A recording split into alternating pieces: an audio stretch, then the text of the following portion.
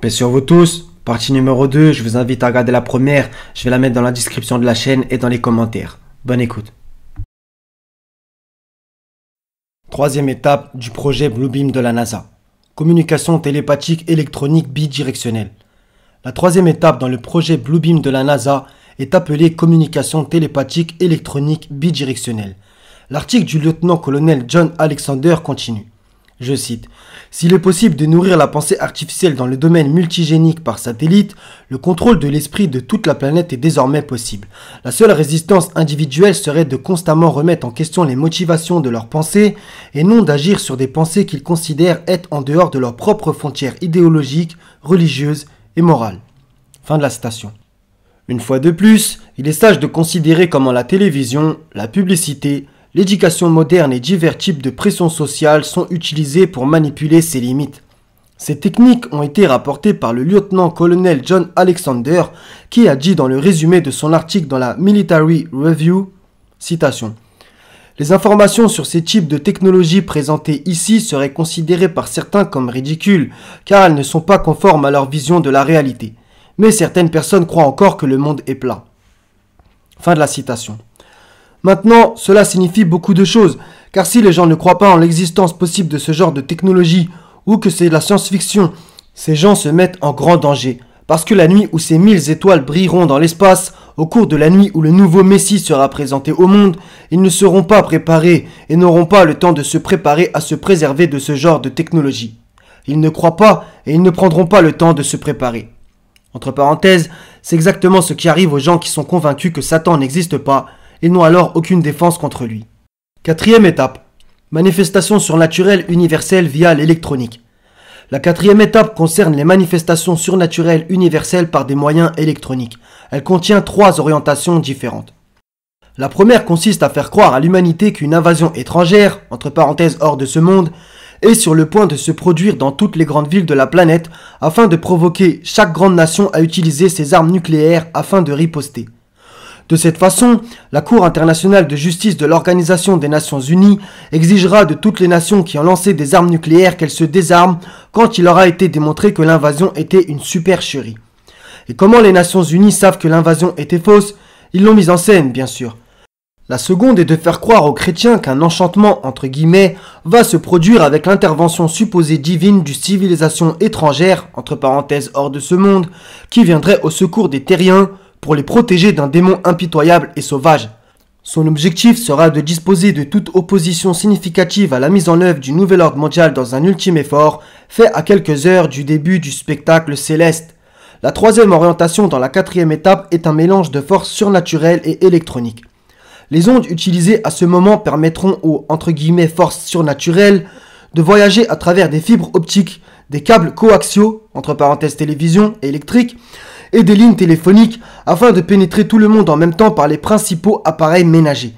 Des puces intégrées auront déjà été mises en place. L'objectif de ceci consiste à traiter avec une globalité mondiale de fantômes sataniques afin de pousser toutes les populations au bord de l'hystérie et de la folie, de les noyer dans une vague de suicides, d'assassinats et de troubles psychologiques permanents. Après la nuit des 1000 étoiles, les populations du monde entier seront prêtes à accueillir le nouveau Messie pour qu'il rétablisse l'ordre et la paix à tout prix, même celui de l'abandon de la liberté. L'élimination progressive de la trésorerie et de l'indépendance. Les techniques utilisées dans la quatrième étape sont exactement les mêmes que celles utilisées par le passé en URSS pour forcer les gens à accepter le communisme. La même technique sera utilisée par l'Organisation des Nations Unies pour appliquer la nouvelle religion mondiale et le nouvel ordre mondial. Beaucoup de gens me demandent quand cela va se passer et comment ils vont accomplir les visions de la nuit des 1000 étoiles et les événements qui pointeront le moment où cela commencera. Selon les nombreux rapports que nous avons reçus, nous croyons que cela commencera par une sorte de désastre économique à travers le monde. Pas un crash complet, mais suffisant pour leur permettre d'introduire une sorte de devise d'entre-deux avant de présenter leur monnaie électronique pour remplacer tout le papier ou l'argent plastique. La devise d'entre-deux sera utilisée pour forcer quiconque a de l'épargne à dépenser ou à se retourner vers leur trésorerie, car ils comprennent que les gens qui ont de l'argent ne sont pas dépendants d'eux et peuvent être ceux-là même qui monteraient une insurrection à leur encontre. Si chacun est brisé, on ne peut financer une guerre d'une quelconque nature, la monnaie papier cessera d'exister. C'est l'un des premiers signes. Mais pour mettre en œuvre le système d'argent électronique à travers le monde, Tous ceux qui pourraient avoir de l'argent à l'avenir devront également avoir le moyen de le transférer par voie électronique. Avant cette époque, tout le monde aura dépensé, avant l'année 2000, la totalité de ses liquidités, de ses réserves et de ses actifs. Chacun doit être à 100% dépendant du conseil dans son existence. Pour éviter toutes sortes d'indépendances, le nouvel ordre mondial a déjà implanté des micropuces chez les animaux sauvages, oiseaux, poissons, etc. Pourquoi ? Ils veulent s'assurer que les personnes qui n'accepteront pas le nouvel ordre mondial ne seront pas en mesure de chasser ou de pêcher où que ce soit dans le monde.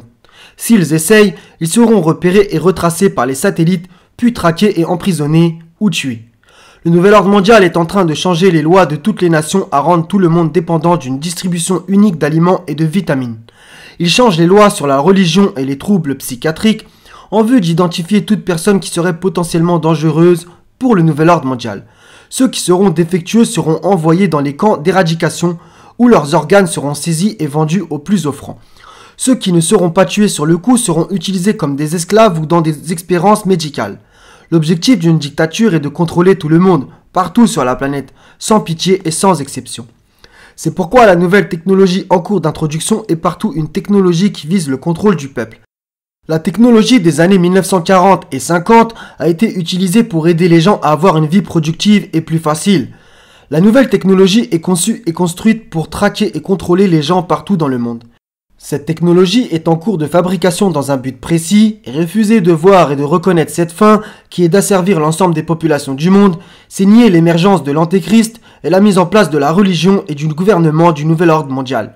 Si vous ne le voyez pas, si vous ne pouvez pas apprendre, si vous ne comprenez pas, vous et votre famille et vos amis vont succomber aux incendies de fours crématoires qui ont été construits dans chaque État et chaque grande ville sur la Terre dans le but de s'occuper de vous. Personne n'est en sécurité dans un État policier totalitaire. Conclusion. Nous savons que le monde entier est sous la puissance de Lucifer et de ses disciples. Évangile de Jean, chapitre 5, verset 19. Le temps est venu pour tous ceux qui ne croient pas en Dieu et pour tous ceux qui contestent l'autorité de la Bible de réfléchir encore. Les œuvres de Satan sont devenues si visibles de nos jours qu'il n'y a que des gens de mauvaise foi pour continuer de dire que Satan n'existe pas. Satan existe, et ses agents, comme vous venez de le lire, existent également, et travaillent avec acharnement pour accomplir leur mission, celle de détruire le monde.